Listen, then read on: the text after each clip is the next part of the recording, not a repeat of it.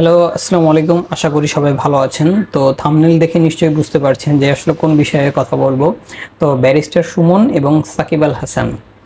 তো আমরা কিন্তু জানি যে ব্যারিস্টার সুমন বর্তমানে সংসদে ঢোকার পর থেকেই এমন কোনো নেতা বা মন্ত্রী বা নাই, ভালো ভালো নেতা বা মন্ত্রী যারা আছেন তাদেরকে কাউকেই ছাড় দিচ্ছেন না কোনো বিষয়ে।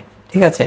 এমনকি এই যে সাকিব আল হাসান বাংলাদেশের সব থেকে জনপ্রিয় একজন ক্রিকেটার বা বাংলাদেশের cricketer poster by Shakib Al Hasan, তাকেও ছাড় দেন নাই। হ্যাঁ, অবশ্য তিনি যে কথাটা বলেছেন তার যথেষ্ট পরিমাণে যুক্তি আছেন, কেননা তিনি বলেছেন যে সাকিব আল হাসান যদি প্রতিদিন ৮-৯ ঘন্টা ক্রিকেট প্র্যাকটিস করে, তো তার এক ঘন্টা কিন্তু তার আচার ব্যবহারও প্র্যাকটিস করা উচিত, যে কিভাবে মানুষের সাথে ভালো আচার ব্যবহার করতে হয়। এই কথাটা ব্যারিস্টার সুমন সাহেব বলেছেন। হ্যাঁ, এবং ঠিক সেম টাইমে সাকিব আল হাসানকে দেখা গেছে যে তিনি ঠিক এরকম এরকম করতেছেন, এরকম এরকম করতেছেন, তিনি আসলে বিব্রত ব্যাপারটা নিয়ে। ঠিক আছে, এখন আসল জায়গায় আসি। আসল জায়গা হলো এই ঘটনার কিন্তু দুইটা দিক আছে। ঠিক আছে, দুইটা দিক কিরকম, একটা নেগেটিভ একটা পজিটিভ।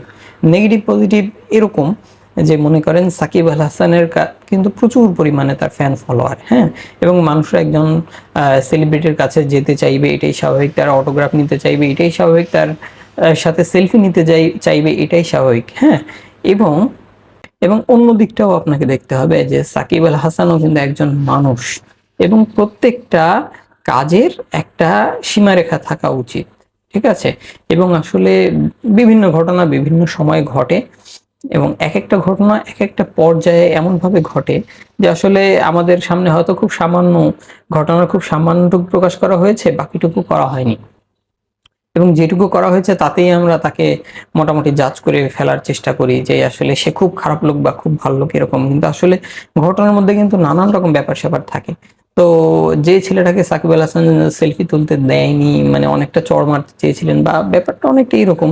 কিন্তু আসলে এরকম হতে পারে যে সাকিব আল হাসান ওখানে অনেক প্র্যাকটিস করতেছিলেন, তার অনেক কষ্ট হয়ে গেছিল, বা সে তার এমনি হয়তো সে মেন্টালি অন্য কিছু চিন্তা করতেছিল, বা তার মন খারাপও থাকতে পারে।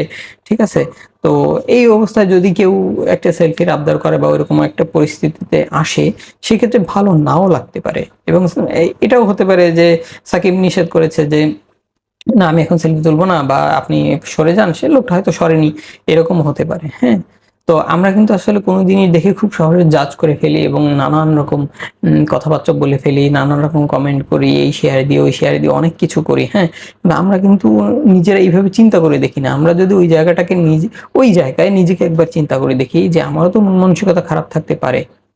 ঠিক আছে, তো তখন যদি কেউ আমাকে অন্যরকম কথা বলে বা একটু সেলফি তুলতে যায় বা অন্য কিছু চায়, হ্যাঁ, সেটা কিন্তু আমার কাছে ওই মুহূর্তে ভালো নাও লাগতে পারে।